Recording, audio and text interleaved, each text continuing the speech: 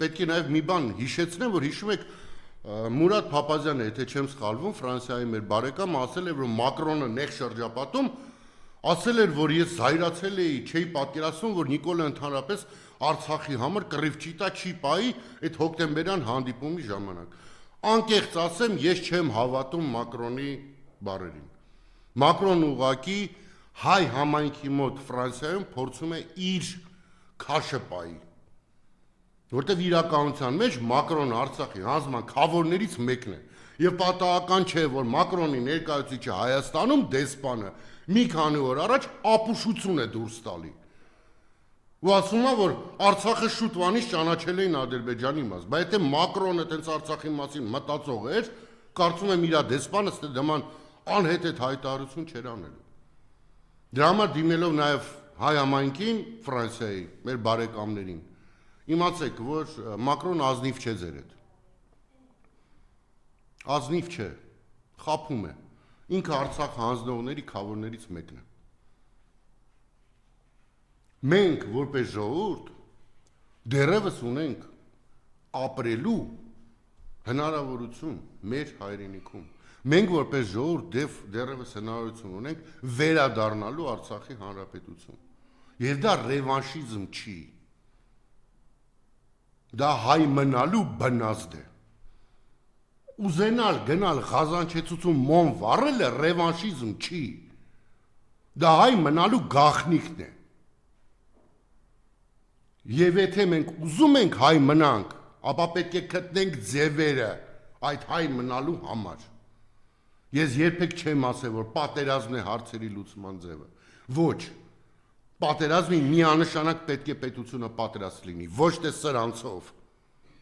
Որպեսզի դուք գիշերը հանգիստ քնեք, դուք պետք է վստահ լինեք, որ այս երկիրը ղեկավարում է մարդ, ումից քո թշնամին գոնը առնվազն վախում է։ Բայց ոչ սրանք, որոնք ամբողջ օրը վախացնում են մեզ պատերազմով։ Այս չանենք պատերազմ կլինի, այս չանենք պատերազմ կլինի, այս չանենք պատերազմ կլինի։ Արես 6-7 տարվա մեջ 3 հատ պատերազմ եք արդեն մեր գլխին բերել։ Ձեր մնալն է պատերազմ, ձեր մնալն է արյուն։ Դուք այնպես եք արել, որ Եռաբլուրի մոտով անցնելուց հայ ժողովուրդը ամաչում է։ Մեծ մասը ամաչում է այդ փողոցով անցնելուց։ Մենք ամոթի մեջ ենք ուղղակի այդ նահատակների առջև։ Որտեվ իրենք նահատակվել են մի բանի համար, որ այսօր մենք չունենք, որ այսօր այս երկրի ղեկավարը նվիրել է Թուրքին ու Ադրբեջանցուն եւ շարունակում է այդ նվիրաբերության process-ը։ Այդ դրան ենք մենք ասել։ Հիմա այդ ամոթից, համազգային ամոթից պետքա դուրս գանք, չէ՞ մի օր։ Լավ պետքա մեզ կրկին հայ զգանք, չէ։ Թե միայն հաց ուտելով չի։ Կյանքը հաց ուտելով չի, կյանքը նաև մարդ զգալով է։ Կյանքը նաև եկեղեցու մոմ վառելով է։ Կյանքը նաև Աստծուց վախենալով է։ Կյանքը մենակ կուշտ փորով չի, հասկացեք ի վերջո։ Կուշտ փորով Բաքվի բանտում էլ կարող եք հայտնվել։ Եվ եթե սրանք մնան, ամեն ինչ դրան է գնալու։ Մենք հիմա գանք հենց Բաքվի բանտերին խոշտակող մեր ռազմագերիներին պատմել։ Այս մասով գնահատական տակ, որովհետև այս իշխանությունները անթաքույց խոսում են այն մասին, որ Նիկոլ Փաշինյանը պարզ ասում է, այո, ռազմագերիների հարցը չենք քննարկել։ Արեշ Սիմոնյանը ասում է, մենք ավելի չենք ունեցել եղեք ձեզ հետ խոսելու։ Ասում է, դե ծուրը նստենք դուզու խոսեք, ռազմագերիների համար պետք է մենք էլ առաջարկելու բան ունենանք։ Խնդրեմ, այս մարդիկ շարունակում են խոշտակվել, բայց ըստ էության այստեղ այդ խոշտակվելով հանդերձ պահում են մեր շահը։ Գիտեք, ես անասելի ցավ եմ ապրում յուրաքանչյուր անգամ, երբ որ սոցիալական ցանցերում տարածվում են Բաքվի բանտերում գտնվող մեր հայրենակիցների նկարները եւ իհարկե Արցախի ռազմաքաղաքական ղեկավարության նկարները։ Սա կրկին բառը պետք է նորից օգտագործեմ, սա ազգային խայտառակություն է, սա ազգային ամոթ է։ Չի կարող 21-րդ դարում Հայաստանի պես երկիրը ունենա ռազմագերիներ ու շարունակի ապրել այնպես, ինչպես ոչ մի բան չի եղել։ Ուղղակի չի կարող։ Ուղղակի չի կարող։ Ընդ որում նորից պետք է ասեմ, որ այս համաձայնացումը այս պայմանագրի հենց Նիկոլը ինչի է այդ օրը արել, որ լրացնի խոսակցությունը Եվրախորհրդարանում ընդունված բանաձևի մասին։ Նիկոլը թկած ունի ռազմագերիների։ Ասեմ ձեզ ավելին, թող ներեն ինձ բոլոր բարեկամները ռազմագերիների։ Ես չեմ տեսնում նույնիսկ տեսական որևէ հնարավորություն այդ մարդկանց վերադարձի, քանի այստեղ իշխանության է Նիկոլը։ Չեմ տեսնում։ Պատճառը շատ պարզ է, շատ տրամաբանական է։ Նիկոլը ճանաչել է Արցախը Ադրբեջանի մաս։ Այդ դա հասկացեք, դա հենց այդպես բառեր չեն։ Այս բառերի ներքո հսկայական խնդիր կա դրված, եւ այդ խնդիրը հետեւյալն է. եթե այդ հողը դու ճանաչում ես Ադրբեջանի մաս, նշանակում է, որ դու այդ հողում տերորիզմով ես զբաղվել տարիներ շարունակ։ Դու լեզու ես տալի ադրբեջանցիներին։ Դու լեզու ես դնում Ալիևի բերանը, որը կարա աշխարհի ցանկացած երկրում նստի ու մեջ բերի քո բառերը։ Ես դրա համար նախորդ այստեղի իմ եթերին ասել եմ, որ հայ ազգի փրկությունը ոչ միայն Նիկոլին իր աթոռից գահանքեց անելն է, այլ նաև ապացուցելն է, որ սրանք ազգի դավաճաններ են, որ բոլոր այդ խոստումները, որ նա տվել է, բոլոր այդ թղթերը, որ նա ստորագրել է, այդ բոլորը առ-ոչինչ են, որտեղ սրանք արվել են ազգի դավաճանի կողմից, որ Արցախը վաճառվել է, այլ ոչ թե պատերազմում ընկել։ Մենք պետք է դրան գանք, որպեսզի Ալիևը այլևս տեղ չունենա խոսալու։ Ռազմագերիներին վերադարձնելու ձևը միանգամից է հայտնվելու, հենց սրանցից պրծնենք։ Նորից եմ ասում, Ալիևը այսպես թրփոշացել է, որտեղ դիմացին է Նիկոլնա, որի դուխը մենակ Հայաստանում յաշիկ խլելու վրա է երիկում, ու դիմության պատգամավոր ձերբակալելու։ Այդ է իր դուխը։ Մի անգամ տեսել եք Նիկոլա Ալիևի հետ խոսակցության ժամանակ, ինչ որ մի բանում պրինցիպալ գտնվի։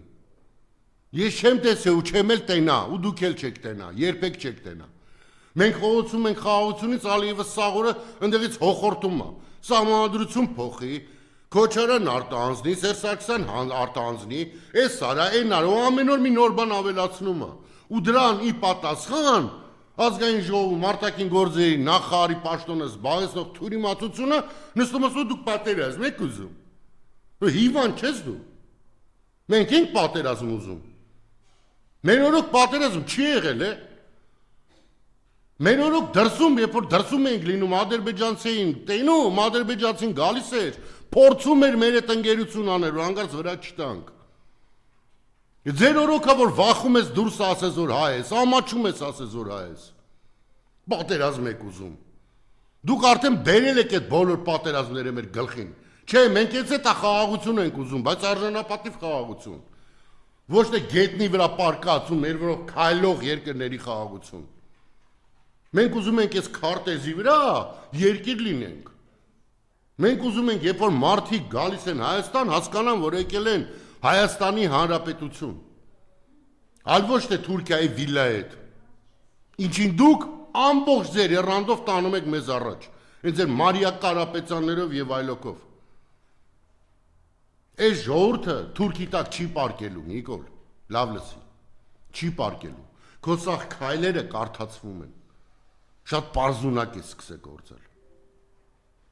Ես կասկած չունեմ, որ մոտ է ժամանակը քո գահավիժելու, կասկած ուղղակի չունեմ։ Ցավոք սրտի բախտդ բերել աշխարհը այս վերջի մի քանի տարին հետ, կան է շուռ եկել, որ բախտդ բերեց այդ շուռը այդ վիճակում կարողացար իշխանությունը պահես։ Ռուս-ուկրաինական կոնֆլիկտն է քեզ շատ օգնեց բյուջե լցնես, օգնեց որ պրոբլեմների տակից պլստազ, որտեղ փող էր ֆռում ես երկրում։ Ռուս-ուկրաինական կոնֆլիկտի հետևանքով էր այդ ամեն ինչ այստեղ։ Հիմա ինչպես տեսնում ենք, կարծես թե մոտ ենք ու ավարտի չասենք, բայց մոտ ենք հրադադարի ռուս-ուկրաինական կոնֆլիկտում։ Այնտեղ էլ չէ շատ հետաքրքիր է, նպատակ էր դրվել ամենասկզբում թուլացնել Ռուսաստանը կամ քանդել Ռուսաստանը ներսից, իսկ ինչ ստացավ հավաքական արևմուտք արդյունքում, ստացավ շատ ավելի հզոր Ռուսաստան, ստացավ ռազմական արտադրանք ֆենոմենալ մակարդակների վրա արտադրող Ռուսաստան, որի հետ այսօր չի կարող պայքարել ոչ մեկ։ Այսինքն նպատակը, որում սկզբում դրվել էր, լրիվ ճիշտ հակառակին է ասել։ Ձեզ թվում է Տրամպը հենց այդպես է ուզում այս պատերազմը կանգնացնի։ Իհարկե ոչ։ Որտեվ քանի այս պատերազմը շարունակվի, այդքան Ռուսաստանը ավելի է հզորանալու։ Ամբողջ երկրի տնտեսությունը դրված է արդեն ռազմական ռելսերի վրա։ Այո, սկզբում ունեցել են խնդիրներ Ռուսաստանի Դաշնությունում, թե կառավարման տեսանկյունից, թե պատերազմական տեսանկյունից, բայց այս 2-3 տարվա մեջ Ռուսաստանը իր ամբողջ տնտեսությունը դրել է ռազմական ռելսերի վրա։ Եվ դեմն առնելը գրեթե անհնար է, թե այս պատերազմը շարունակվի։ Ռուսաստանում այսօր ավելի շատ ռազմամթերք կարտադրվում մենակ Ռուսաստանում մեկ տարում այդքան, ինչքան ամբողջ եվրոպական միության երկրները իրար հետ 3 տարում չեն կարող արտադրել։ Դուք հասկանում եք տեմպերը արտադրության։ Եվ ակնհայտ է, որ Տրամփ ուզում է կանգնեցնել ամեն ինչ, որովհետև նպատակին արդեն չի ծառայել այս ամենը։ Նպատակից խիստ տարբերվող արդյունք է ստացվել։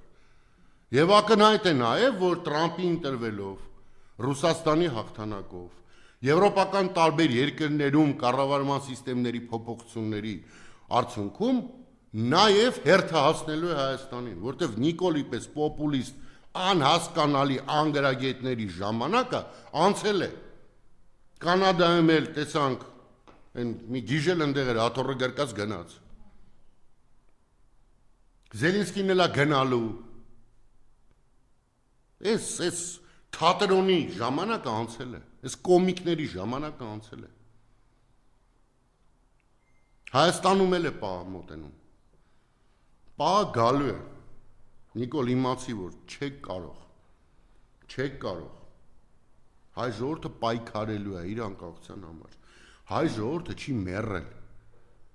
Հայ ժողովրդի գերակշիռ մասը ինպես երազում է Շուշիի Ղազանչեցոցում մով վառի։ Չկա մարդ այս աշխարհի երեսին, որ կարող է ինձ ստիպի, որ ես այդ երազանքը չունենամ։ Չկա մարդ, որ կարող է ինձ ստիպի, որ ես չմտածեմ ինչպես հասնեմ այդ երազանքին։ Եվ չկա մարդ, որ կարող է ինձ համոզի, որ ես ուզում եմ պատերազմ։ Ես չեմ ուզում պատերազմ։ Ես ուզում եմ արժանապատիվ խաղաղություն, եւ այդ արժանապատիվ խաղաղության մեջ ես ուզում եմ գլուխս բարձր մտնեմ եռաբլուր ու ասեմ տղեկ, դուք իզուր չեք զոհվել, դուք ձեր կյանքը իզուր չեք տվել, դուք կռիվ եք տվել նրա համար, որ այսօր մենք բոլորս արժանապատիվ ապրենք։ Այսքանը Մարիամ ջան։